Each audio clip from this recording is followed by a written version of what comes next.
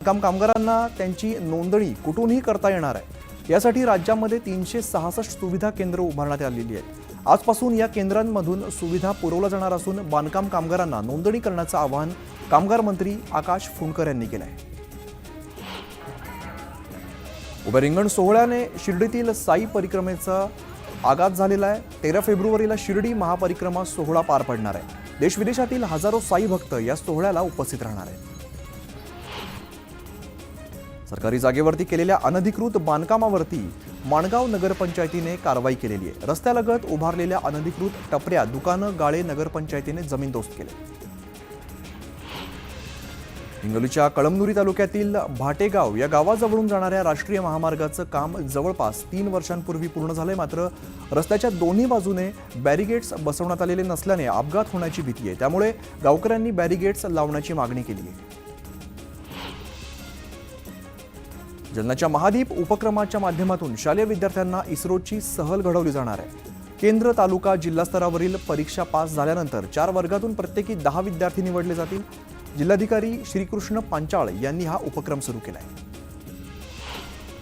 अहिल्यानगर जिल्ह्यातील नेवासा शहराचं ग्रामदैवत असलेल्या श्री मोहिनीराज मंदिरात 15 दिवसांच्या यात्रोत्सवाला सुरुवात झालेली आहे। यावेळेला महिलांनी शेकडो नंदादीप प्रज्वलित करत यात्रेला सुरुवात केली। रत्नागिरीच्या हरणे गावात 4 किल्ल्यांच्या बुरुजाची प्रवेशद्वाराची पडझड झाली होती। दरम्यान या किल्ल्यांच्या डागडुजीचं काम युद्धपातळीवरती सुरू आहे, त्यामुळे समाधान व्यक्त होत आहे।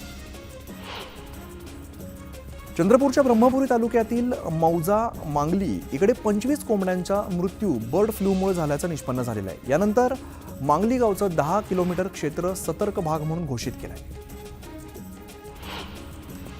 रत्नागिरी जिल्ह्यातील मंडणगड तालुक्यातील बॉक्साईड मायनिंग खाणीवरून ओव्हरलोड वाहतूक करणाऱ्या डंपरवरती आरटीओ कडून कारवाई करण्यात आलेली आहे। आरटीओच्या कारवाईमुळे डंपर चालकांना चांगला चाप बसला। नंदुरबार जिल्ह्यातील आदिवासी समाजाच्या मरण यातना संपत नाहीयेत। केलापानी या गावातील धक्कादायक घटना समोर आलेली आहे। रस्ता नसल्यामुळे घरातच महिलेची प्रसूती करण्यात आली। मात्र त्यानंतर महिलेला 5 तास झोळीतून नेत 15 किलोमीटरचा जीवघेणा प्रवास झालेला आहे। यामध्ये नवजात बालकाचा मृत्यू झाला आहे। नागपुरातील जयदुर्गा पाणीपुरी चाट सेंटर अनोख्या ऑफरमुळे प्रसिद्ध झालेलं आहे। सेंटरवरती वेगवेगळ्या ऑफर देण्यात आलेल्या आहेत। ऑफरमध्ये 1 रुपयात 40 पाणीपुरी दिल्या जाणार आहेत। मात्र खाणाऱ्याला एका वेळेला 40 पाणीपुरी संपवाव्या लागणार आहेत। आगामी कुंभमेळ्याच्या पार्श्वभूमीवरती नाशिकच्या गोदाघाट परिसराचा विकास करण्यासाठी आठवडे बाजार बंद करून गणेशवाडी मंडईमध्ये हा बाजार स्थलांतरित करण्याच्या सूचना पालिका प्रशासनाने दिल्या आहेत। पालिकेच्या निर्णयाविरोधात गोदाघाटावरती व्यवसाय करणाऱ्या व्यावसायिकांनी पालिकेच्या या निर्णयाला विरोध केला आहे। नंदुरबार जिल्ह्यातील तळोदा शहरात नागरिकांनी गटरमध्ये बसून आंदोलन केलेलं आहे। यावेळेला तळोदा पालिकेविरोधात नागरिक आक्रमक झाले। पालिकेच्या दुर्लक्षामुळे शहरात पसरलेल्या घाणीच्या साम्राज्याकडे लक्ष वेधण्यासाठी नागरिकांनी आंदोलन केलंय। बुलढाणा जिल्ह्यातील चिखली तालुक्यातील पेनसावंगी इथे एका 38 वर्षीय महिलेने विहिरीमध्ये उडी मारत आत्महत्या केलेली आहे। आत्महत्येचं कारण अद्याप अस्पष्ट असून पोलिसांकडून अधिकचा तपास सुरू आहे। अमरावतीत सीसीआय मार्फत होणाऱ्या कापूस खरेदी केंद्रात कापूस साठवणुकीस जागा नसल्यामुळे शासनाची कापूस खरेदी मंद गतीने सुरू आहे। त्यामुळे शेतकऱ्यांच्या चिंतेत आता वाढ झाली आहे। शालेय शिक्षण मंत्री दादा भुसे यांनी नागपुरातील कळमेश्वर इथे शाळेमध्ये अचानक भेट देत पाहणी केलेली आहे। यावेळेला त्यांनी 5वीतील वर्गात जाऊन विद्यार्थ्यांशी संवाद साधत पुस्तक वाचन केलं। शिरीष महाराज मोरे यांनी आत्महत्या केलेली आहे। महाराजांच्या आत्महत्येमुळे तीर्थक्षेत्र देहू गावावरती दुःखाचा डोंगर कोसळला आहे। नवीन वर्ष हे वन्य प्राण्यांसाठी जीवघेणं ठरलेलं आहे। एका जानेवारी महिन्यातच विदर्भातील तब्बल 11 वाघ आणि राज्यातील विविध जिल्ह्यांमध्ये 18 बिबटे असे एकूण 29 प्राण्यांचा विविध कारणांमुळे मृत्यू झाला आहे। नाशिक जिल्ह्यात भूजल पातळी मोठ्या प्रमाणात खालावलेली असल्याचं भूजल सर्वेक्षण विभागाच्या अहवालातून समोर आलेलं आहे। खबरदारीचा उपाय म्हणून शासनाने जिल्ह्यातील 776 गावांमध्ये विहीर खोदण्यास बंदी घातली आहे। बुलढाणा जिल्ह्यातील खडकपूर्णा नदीपात्रातून अवैधपणे वाळू उपसा सुरू आहे। यावेळेला भरधाव टिपरने 2 ग्रामस्थांना धडक दिल्याने अपघातात ते जखमी झालेले आहेत। या घटनेमुळे इसरूळ इथे ग्रामस्थ आक्रमक झालेले असून त्यांनी वाळू वाहतूक बंद करावी अशी मागणी केली आहे। जळगावच्या शालेय शिक्षण आणि क्रीडा विभागाने विद्यार्थ्यांच्या पोषण आहार योजनेअंतर्गत गोडधोड खाऊ देण्यासाठी लोकसहभागातून साखर गोळा करण्याचा निर्णय जाहीर केलेला आहे। त्यामुळे आता शिक्षकांनी शैक्षणिक कामं सोडून साखर गोळा करत फिरायचं का असा सवाल उपस्थित करत मनसेच्या वतीने आंदोलन केलेलं आहे। नांदेड रेल्वे स्थानक ते बस स्थानकाच्या रस्त्याची दुरावस्था झालेली आहे। रस्त्यावरती मोठ्या प्रमाणात खड्डे पडलेले आहेत, त्यामुळे वाहनधारकांना मोठी कसरत करावी लागते। याबाबत वारंवार तक्रार करून सुद्धा दखल घेतली जात नसल्याचा आरोप नागरिकांनी केला। जालना महानगरपालिकेसमोर महायुती दिव्यांग आघाडीच्या वतीने आमरण उपोषण करण्यात आलेले आहे। दिव्यांगांना व्यवसाय करण्यासाठी 200 स्क्वेअर फूट जागा उपलब्ध करून द्यावी यासह इतर मागण्यांसाठी हे आंदोलन करण्यात आले आहे। बजेटमध्ये शेतकरी, शेतमजूर, कष्टकऱ्यांसाठी कोणतंही धोरण नसल्याचा आरोप भारतीय कम्युनिस्ट पार्टी आणि किसान सभेने केलेला आहे। या विरोधातच अमरावती जिल्हाधिकारी कार्यालयावरती लाल बावटाच्या वतीने आंदोलन करण्यात आलं आहे। पैठण छत्रपती संभाजीनगर महामार्गावरती बिडकी निकडे रस्ता रोको आंदोलन करण्यात आलेलं आहे। महामार्गाचं काम मागील बऱ्याच दिवसांपासून बंद असल्याने नागरिक हैराण झालेत। यावेळेला तिरडी घेत अंत्ययात्रा काढून प्रशासनासह लोकप्रतिनिधींनी निषेध नोंदवला आहे।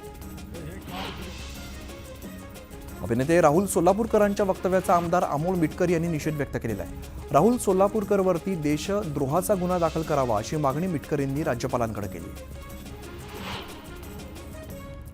राहुल सोलापूरकर यांनी छत्रपती शिवाजी महाराजांच्या पुतळ्यासमोर नाक घासून माफी मागितल्याशिवाय शिवप्रेमी शांत बसणार नाहीत असा इशारा संभाजी ब्रिगेडच्या संतोष शिंदे यांनी दिलेला आहे। तसंच सोलापूरकर हा संघाचा दलाल आहे का असा खोचक सवाल सुद्धा केला आहे। पुण्यामध्ये राहुल सोलापूरकर यांच्या विरोधात शिवसेनेने आंदोलन केलेलं आहे। ठाकरे गटाकडून सोलापूरकरांच्या विरोधात आंदोलन करण्यात आलं असून त्यांच्या पुतळ्याला जोडे मारण्यात आले। शिवरायांबाबत केलेल्या विधानानंतर राहुल सोलापूरकर यांच्या विरोधात शिवप्रेमी आक्रमक झालेले आहेत। पुण्यामध्ये राहुल सोलापूरकर यांच्या घराबाहेर पोलीस बंदोबस्त वाढवण्यात आला आहे। सातारा जिल्ह्यातील माजी सभापती रामराजे नाईक निंबाळकर यांचे चुलत बंधू संजीवराजे नाईक निंबाळकर यांच्या घरावरती आयकर विभागानं छापा टाकलेला आहे। त्यांच्या साताऱ्यातील फलटण आणि पुण्यातील निवासस्थानी आयकर विभागाकडून झाडाझडती सुरू आहे। वाल्मी कराड विरोधात ईडी चौकशीची मागणी करणारी याचिका हायकोर्टानं फेटाळली आहे। याचिकेचा हेतू स्पष्ट न झाल्याने याचिका फेटाळण्यात आली आहे। राख, वाळू आणि भूमाफियांवरती मकोका लावा आणि तुम्ही तो लावाल याची आम्हाला खात्री आहे अशी मागणी सुरेश धस यांनी केलेली आहे। बीडमधील कार्यक्रमात मुख्यमंत्र्यांसमोर त्यांनी ही मागणी केली। आष्टीत उपसा सिंचन योजनेचा उद्घाटन सोहळा पार पडला। मुख्यमंत्री देवेंद्र फडणवीस यांच्या हस्ते भूमिपूजन करण्यात आलेलं आहे। सोहळ्याला पंकजा मुंडे यांची उपस्थिती पाहायला मिळाली। बीडच्या आष्टीतील या उद्घाटन सोहळ्यात धनंजय मुंडे गैरहजर राहिले। दरम्यान डोळ्यांच्या ऑपरेशनमुळे मुंडे आलेले नाहीयेत, तर कार्यक्रमाच्या वेळेला पंकजा मुंडे, सुरेश धस, देवेंद्र फडणवीस एकाच मंचावरती आले। पुण्यातील लवासा प्रकरणात पवार कुटुंबियांविरोधात सीबीआय चौकशीचे आदेश द्या अशी मागणी करत जनहित याचिका दाखल करण्यात आली। यावेळेला या प्रकरणात सीबीआय चौकशीची मागणी का असा सवाल सर्वोच्च न्यायालयाने विचारलेला आहे। धाराशिवमधील तुळजाभवानी मंदिरात भक्तांसाठी ड्रेस कोड लागू करण्याबाबत मंदिर संस्थान सकारात्मक आहे। ट्रस्टची बैठक घेऊन निर्णय घेणार असल्याची माहिती जिल्हाधिकाऱ्यांनी दिली आहे। ड्रेस कोडची मागणी मंदिर महासंघाने केलेली होती। रस्ते, पूल आणि इमारतींच्या कामाच्या ठिकाणी आठवड्यातून 2 वेळा भेट द्या असे आदेश सार्वजनिक बांधकाम मंत्री शिवेंद्रराजे भोसले यांनी दिलेले आहेत। कामांना गती देण्यासाठी दर आठवड्याला भेट दिल्यानंतर अहवाल सादर करा असे आदेश सुद्धा दिले। मी फकीर, माझं काहीच चोरीला जात नाही असं वक्तव्य राज्याचे कृषी मंत्री माणिकराव कोकाटे यांनी केलेलं आहे। यानंतर एकच हशा पिकलाय। व्हॉट्सॲप हॅक प्रकरणी विचारल्यानंतर कोकाटे यांनी हे उत्तर दिलंय। एकनाथ खडसे हे सत्ता पिपासू झालेले आहेत। जिकडे सत्ता तिकडे जाण्याचा ते प्रयत्न करत असतात अशी जोरदार टीका आमदार चंद्रकांत पाटलांनी केलेली आहे। सत्तेतून मालमत्ता मिळवत आपलं दुकान चालू ठेवण्याचा खडसेंचा प्रयत्न असल्याची टीका त्यांनी केली आहे। शरद पवार पक्षाचे आमदार रोहित पाटील यांनी सांगलीच्या कवठे महांकाळ तालुक्यातील कुची इकडे जिल्हा परिषद शाळेला अचानक भेट दिली। यावेळेला त्यांनी विद्यार्थ्यांच्या दिल्या जाणाऱ्या जेवणाची तपासणी केली, तसंच स्वतः जेवून जेवणाची गुणवत्ता तपासली।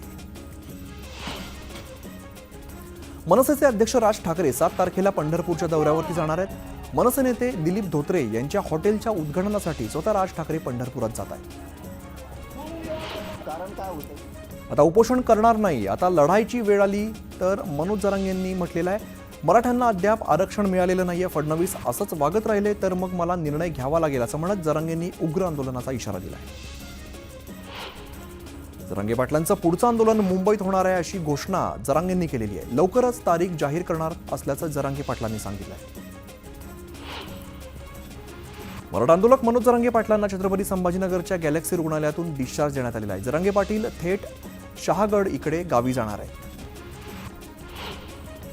नवी मुंबईच्या सीबीडी सेक्टर 8 मध्ये पालिकेचं रोड मेंटेनन्सचं काम सुरू होतं. यावेळेला रस्ता दुरुस्तीचं साहित्य घेऊन आलेल्या अवजड वाहनाच्या चाकाखाली येऊन ईशान सोसायटीतील एक लहान मुलाचा मृत्यू झाला.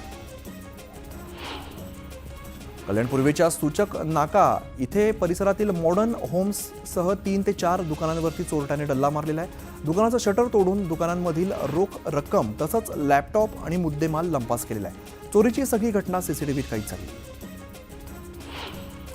राष्ट्रवादी काँग्रेसचे नवनियुक्त आमदार शंकर मांडेकर यांची मुळशीत चक्क हत्तीवरती बसून जंगी मिरवणूक काढण्यात आलेली आहे. तर दुसरीकडे मिरवणुकीसाठी हत्ती वापरल्यामुळे आयोजकांवरती कारवाई करण्यात आलेली आहे. मध्य प्रदेशमधील पेंच व्याघ्र प्रकल्पात रानडुकराची शिकार करायला गेलेला वाघ डुकरासह विहिरीमध्ये पडलेला आहे. दोघंही रात्रभर एकाच विहिरीमध्ये होते. यावेळेला रेस्क्यू ऑपरेशन करत वाघ आणि डुक्कर या दोघांनाही वन विभागाने वाचवलेलं आहे. अंबरनाथमध्ये भर रस्त्यात सीमा कांबळे या महिलेची हत्या करण्यात आली होती. या प्रकरणी आरोपी राहुल भिंगारकरला 3 दिवसांची पोलीस कोठडी सुनावण्यात आली. पुण्यात वाहनांच्या तोडफोडीचं सत्र सुरू आहे. पुण्यातील बिबवेवाडी या परिसरातील तब्बल 50हून अधिक चारचाकी आणि दुचाकी वाहनांची तोडफोड केली. नालासोपाऱ्यातील विजयलक्ष्मी नगरमधील अतिक्रमण कारवाई विरोधात नागरिक रस्त्यावरती उतरले. या ठिकाणी मोठा पोलीस बंदोबस्त तैनात करण्यात आलाय. जमावबंदीचा आदेश झुगारल्यास कारवाईचा इशाराही दिलाय. पुण्यात बिबवेवाडी पोलीस स्थानकाच्या हद्दीत 3 आरोपींची धिंड काढण्यात आलेली आहे. गाड्यांची तोडफोड करणाऱ्या सर्व आरोपींना पुणे पोलिसांनी अटक केली आहे. याच गुंडांनी काल रात्री 50 वाहनांची तोडफोड केलेली आहे.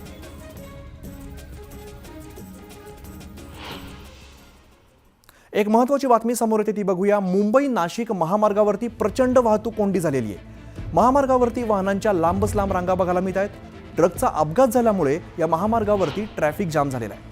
नाशिकच्या दिशेने जाणाऱ्या मार्गावरती 2 ते 3 किलोमीटरपर्यंत रांगा बघायला मिळत आहेत. आपण दृश्यांमध्ये बघतोय अपघात झाल्याचं आपल्याला बघायला मिळते. मुंबई नाशिक महामार्गावरती प्रचंड वाहतूक कोंडी झालेली आहे. वाहनांच्या लांबच लांब रांगा लागलेल्या आहेत. मुंबई नाशिक महामार्गावरती नाशिकच्या दिशेने जात असताना ट्रकचा अपघात झालाय आणि महामार्गावरील पिंपलास गावामध्ये ट्रकचा हा भीषण अपघात झालेला आणि अपघातात 1 जण जखमी झालेला आहे. नाशिकच्या दिशेने वाहनांच्या 2 ते 3 किलोमीटरपर्यंत रांगा बघायला मिळत आहेत. आणि यानंतर एक छोटासा ब्रेक घेतो.